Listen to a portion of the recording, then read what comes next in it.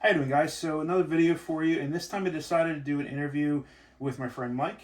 Um, he's going to introduce himself, kind of go over a new company that he just created, a new website, which is his apparel is there, and I've already shown you his apparel there, and just kind of go over his path in firearms culture, his path, his warrior path that he's on, like all of us are, and we're coming right at you with that in just a minute.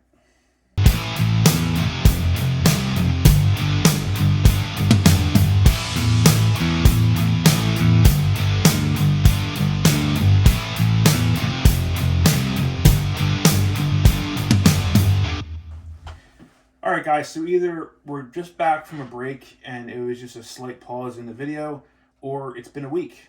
Who knows? The magic of time travel. The magic of time travel. We've gone a week into the future. It's not that we've worn the same clothes for the last, we just put the same clothes back on. So my question, and I asked the same question of Jody, and you already kind of answered your question, but where do you see your place in the firearms culture? Where do I see my place in the firearms culture? That's a good question. Really, it comes down to being the connector. That's what I want to do. I really want to be known as the place to go to get people together. Like I mentioned in the last part, I've been part of communities like the tactical response community, Tramis community, other alumni groups where I've experienced those people coming together and doing amazing things. So really at the end of the day, I want to be that. I want to help do that on a scale across the industry. And I think it's something that, that'll go on to another question, but I think it's something that's hugely valuable. Like Jody, weapons junkie. He is kind of that guy. Jody doesn't take. I don't think people understand the people that Jody knows in the industry, and you don't know it until he tells you, "Hey, you should hook up with this guy," and then he's like, "Yeah, I'll give him a call." Like he knows people. It's amazing the people that he knows. So it's an invaluable thing to have. Is that person? And the problem is we eat our own. A lot of the times. Unfortunately, yeah. I've seen that. Yeah, like my most popular video on my channel is XDs suck. I don't care what the fuck you shoot. I really don't. I don't care. Yeah. If you want to throw rocks and that's what you want to be your self-defense tool, then have at it. Except if it's a high point.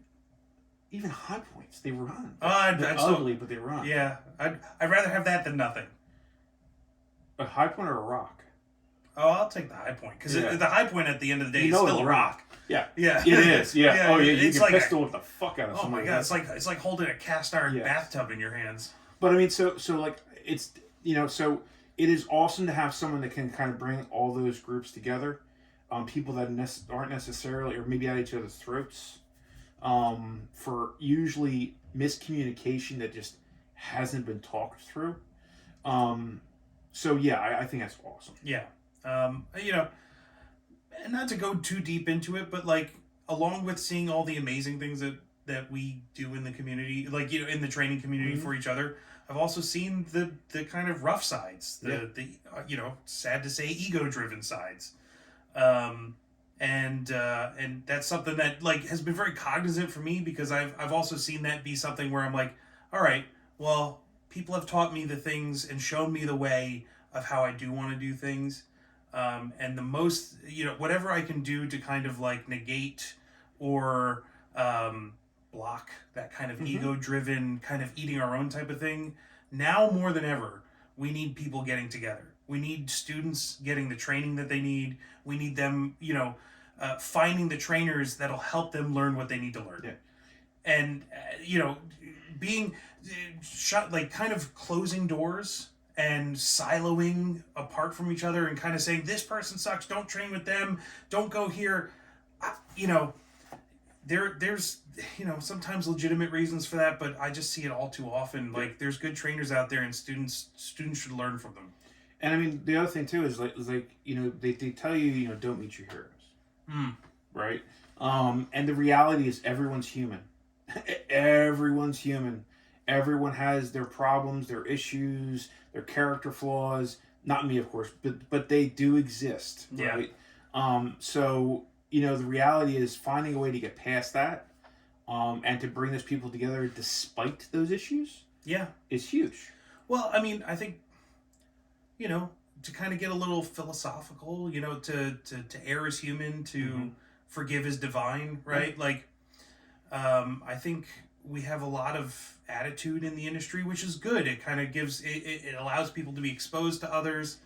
But at the end of the day, I think, holding on to hate and holding on to bad will, if you will, I don't think is healthy. What is the statement? It's the only thing that poisons the vessel that it lies in. Yeah. The only person that gets hurt out of it. I mean, don't get me wrong. I think there's legitimate reasons to and here's the thing. There's grievances. Yes, there's legitimate grievances. Sure. And that does exist.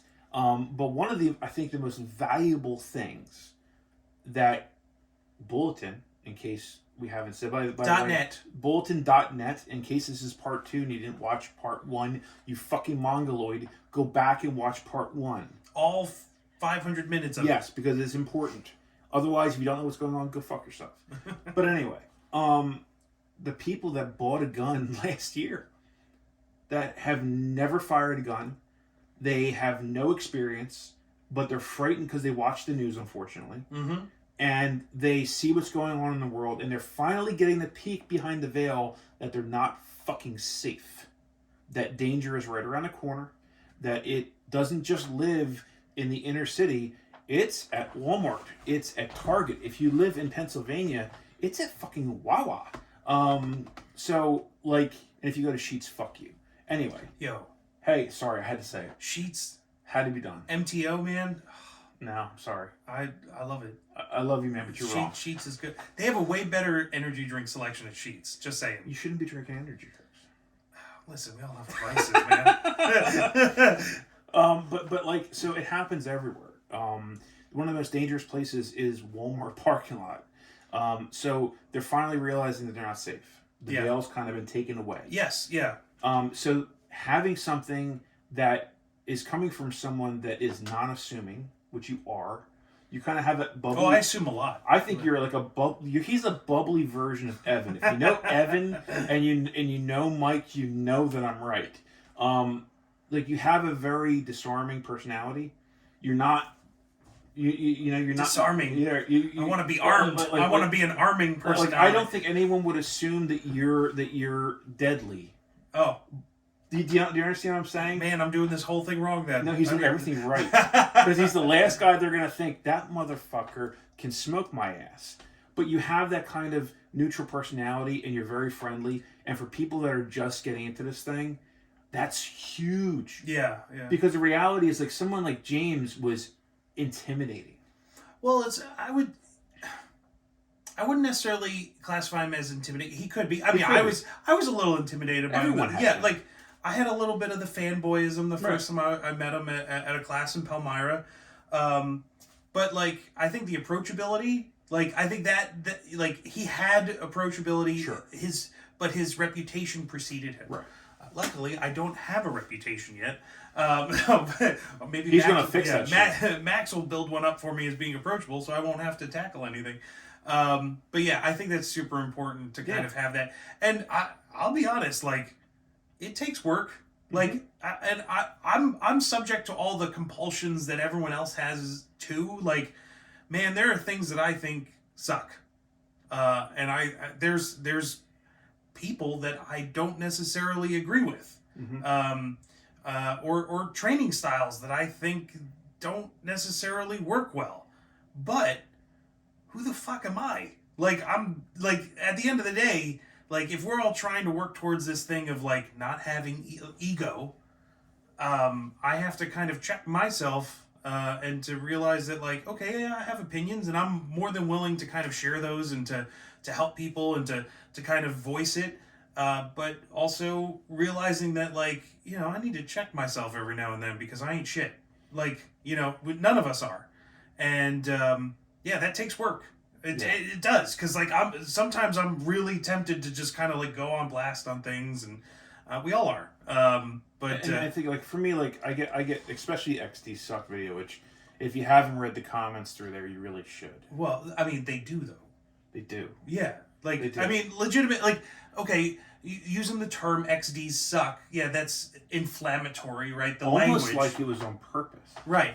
But the data, like, there's nothing wrong with sharing the data that you see. Like, as somebody who's been in a ton of classes and teaching some of them, XDs are not as reliable as any other striker fired. My gun worked great until I started shooting it. Yeah, until I started. Yeah, they look great in the safe. Oh yeah, like they have that fucking grip zone on them. It tells you where to grip the gun. Oh my god! I mean, you need that. I needed it.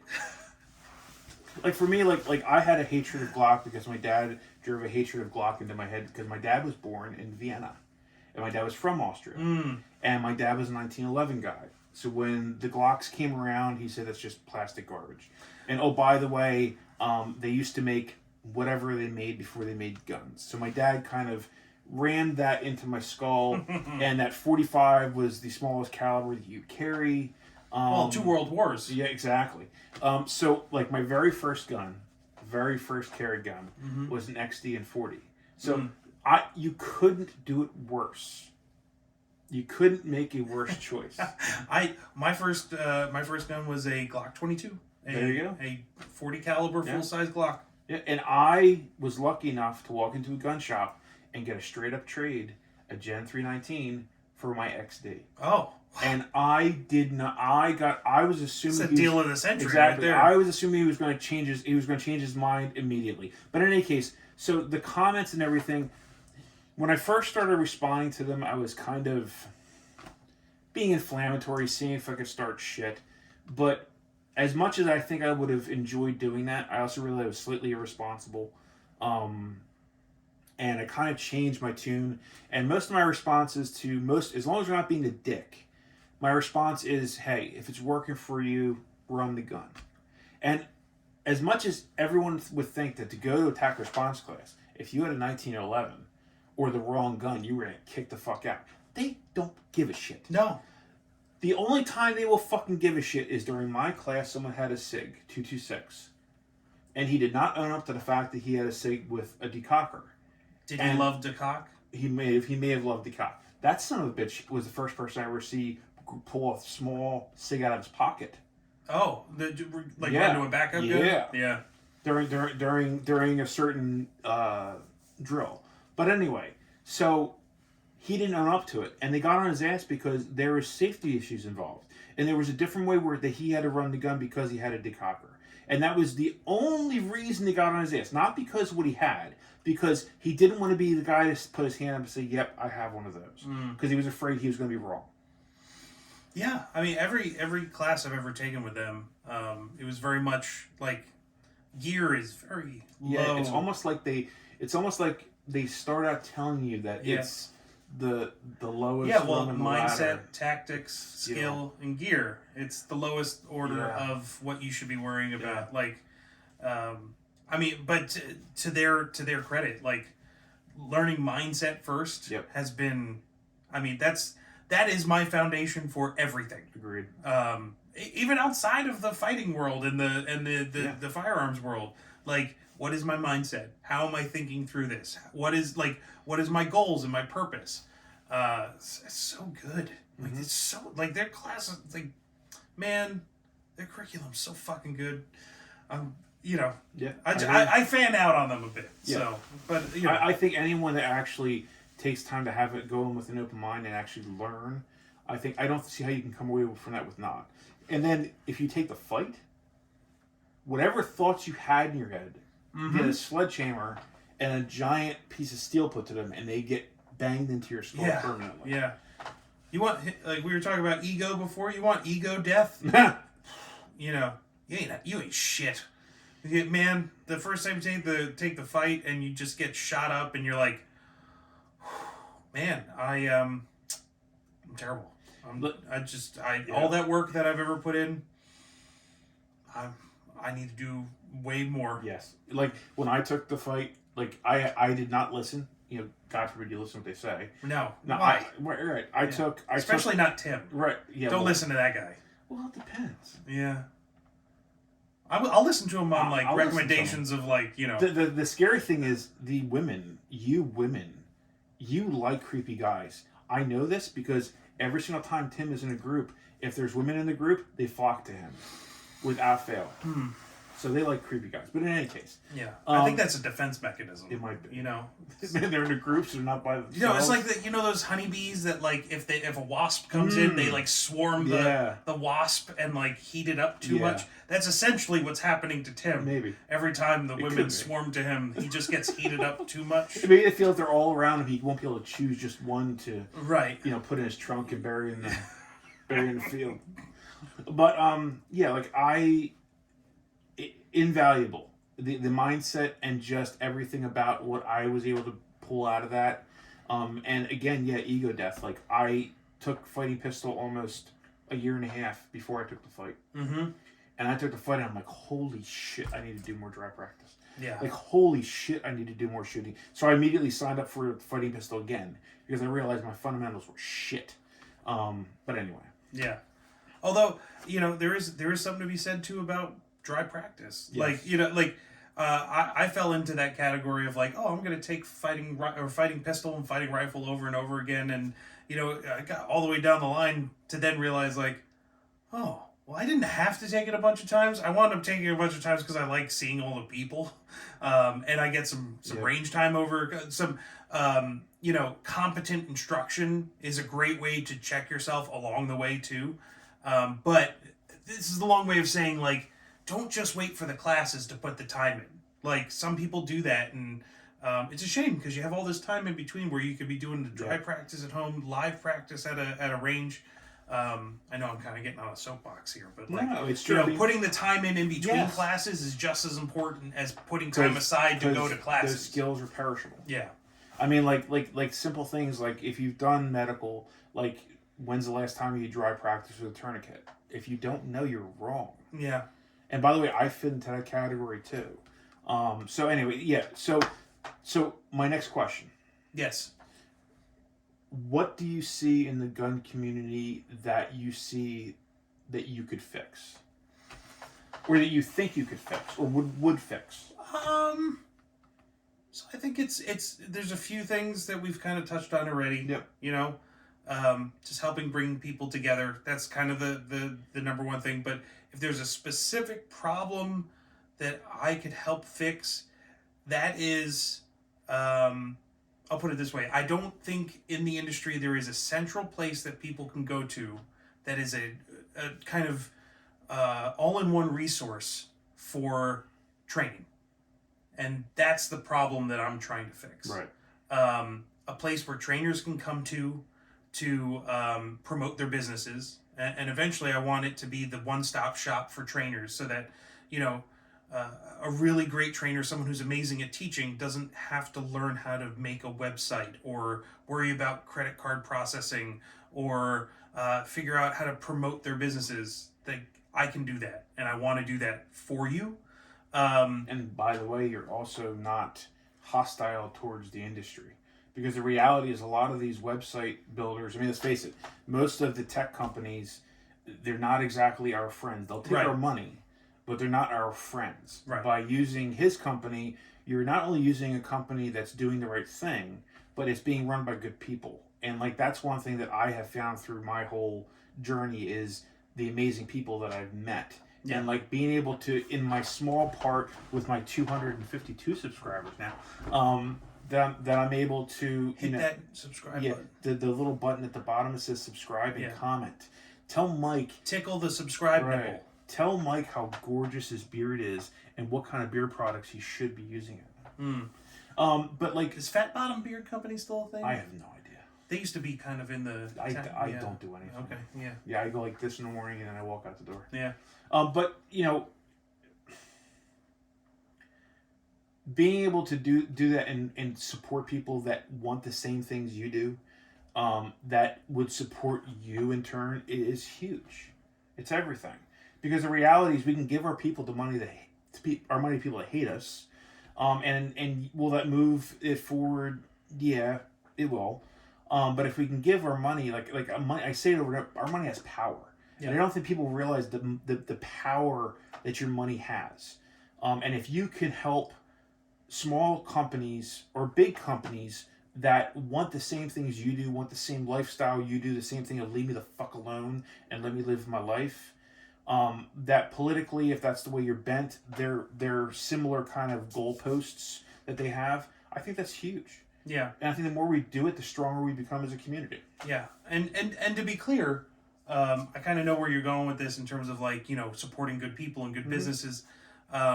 Like what you should all be doing is supporting trainers in their businesses as well. Like if you're a student and you're like finding those other trainers out there that aren't necessarily on the not, I don't want to put them down, but Haley Strategic and Larry Vickers and some of the biggest names in training that go all around the country. Yeah, everyone should train with them but don't ignore the Praelectus, right? Because it's small, or the Prepared Patriot, or the Ascending Variable. There is amazing there are amazing trainers out there that could need your support, because they have this knowledge and this ability to kind of share that with you. And at the end of the day, I want to make sure that they're the ones that you guys are going to and supporting. And I just want to help with that. And I mean, the reality is that I think that I don't think there's a legitimate company out there that is not going to say the same thing. And I think that if they're saying that, then you probably shouldn't be training with those people. There's not a legitimate trainer out there that is going to say, I have all the answers. If someone's saying I have all the answers, don't train with that person. Or train with them and then tell us about it, because I would be really interested. And that's the other thing too, is that and James said it many times, even if you get all you get from the class is what not to do, that still in and of itself is valuable. Yeah. Not that you want to spend your money doing that. That's why you go to a source like Bulletn, because he's vetting these people. He is looking them over. It's not just Joe Schmo is signing up without any kind of background as who he is. So that's why this is so valuable, is because you get access to those people and you get access to those trainers that you may never have heard of. And to that point too, eventually we want to connect people together. Obviously that's our mission. But in the meantime, we do have a Facebook page. I want to throw in a plug here for the Bulletn community. And by the way, guys, it'll be linked. If there's 2 parts, this is all going to be linked below, because I know you lazy fuckers aren't going to write it down. So everything will be linked below, the website, all that stuff. But go ahead. But yeah, so basically, there's nothing more valuable than the shared experiences of your fellow students, and kind of walking in the footsteps of other people. So, find places where training is being discussed, especially reputable places. The Bulletn community is one of them. There are other we'll call them secret Facebook groups out there that if you know the right people, they can get you into, that also talk about such things. But it's invaluable to chat with other people about the training, and not just to learn from them, but to help share your knowledge. Yes, because you have the ability to affect that as well. I just made a video the other day of, the importance, or one of those things was the importance of an AAR and sharing your review or your experiences in a class, because you can be the difference for getting other people into training.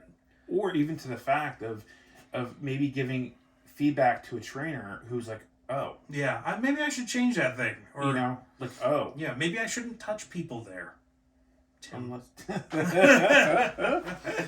I love you, buddy. We love you, Tim. So again, everything's going to be linked below, down there somewhere in the comments. It'll have all the information down there, how you can find them. Give them all the information again, just in case we're mongoloids. So, you can find us. The website is www.bulletn.net. Bulletn. You can join us on the Bulletn community on Facebook. I don't know the URL, but you can put it in the, like, basically look up on Facebook, the Bulletn community. It's a group. And really, you can find us there. There's information on the website. My contact information is on the website. So if you have any questions, or if you know trainers that are out there that have any questions, hit me up. Like I'm really the only guy doing Bulletn right now. Hopefully that's not always going to be the case, but if you call Bulletn, it's me. So yeah, like I'm here to help. If you have questions about training, who you should train with, I am happy to help kind of guide people in the right direction. And yeah, that's really the number one thing I want to make sure happens. Yep. And also, you can also sign up for a class that you teach, I'm sure. Yeah, I think we've got more classes coming up this year with Tremis Dynamics. You can check that out at tremisdynamics.com. I don't know the schedule off the top of my head, but you can check it out. It's amazingly, all, yeah. It would be funny if that wasn't. If like everything but the classes you were teaching weren't there. But again, so guys, it's I registered as a student on the website. I am not tech friendly. So it was stupid simple, very easy, very pain free. If you're an instructor and you're seeing this, reach out to Mike. I have no doubt that when you call Bulletn and you get Mike, because he's Bulletn at the moment, that he can kind of walk you through things and give you the information that you need. So feel free to contact him from either way. And hopefully we'll have update videos to this. Yep. And see it grow and flourish and become more than you can handle. Yeah. So that you can then go ahead and hire people because you're raking in piles and piles and piles of cash. Well, I mean, that secondary benefit. Primary is I need to make sure that I give you guys something that you need and you deserve. I have no doubt that will happen. Yeah. I'm trying. So that's it, guys. So remember, your path is out there. Go fucking find it. Yes. At bulletn.net. It's one of the places. See you later, guys.